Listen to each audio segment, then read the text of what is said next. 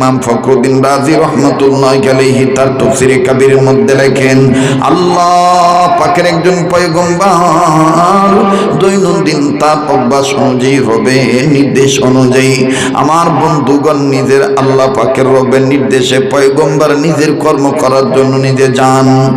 একদিন আল্লাহর একজন পয়গম্বর আল্লাহ পাকের নির্দেশে নিজের কর্ম করার জন্য নিজে যাচ্ছিলেন।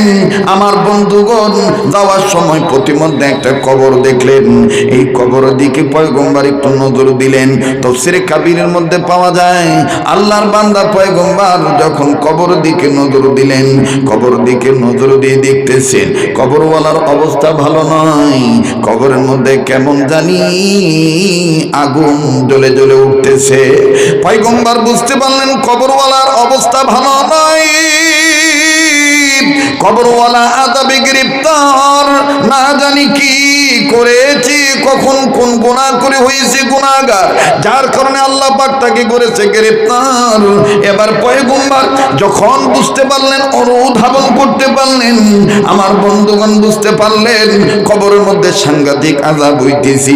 পয়গম্বর ডাইনে বামে তাকাইয়া নিজে আমার বন্ধুগণ নিজেই দেখলেন।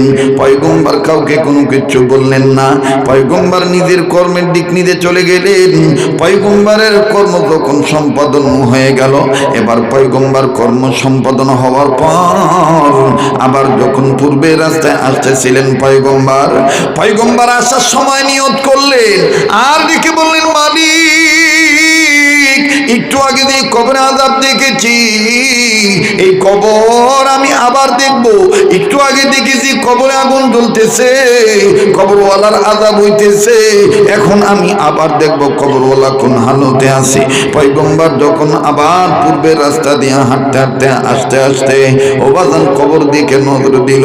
আল্লাহর বান্দা ইমাম ফখরুদ্দিন রাজি রহমতুল্লাহি আলাইহি তাফসীরে কাবীরের মধ্যে লিখেছেন, এই পয়গম্বর যখন কবরের দিকে নজর দিলেন, নজর দিয়ে দেখতেছেন একটু আগে যে কবরে আযাব ছিল,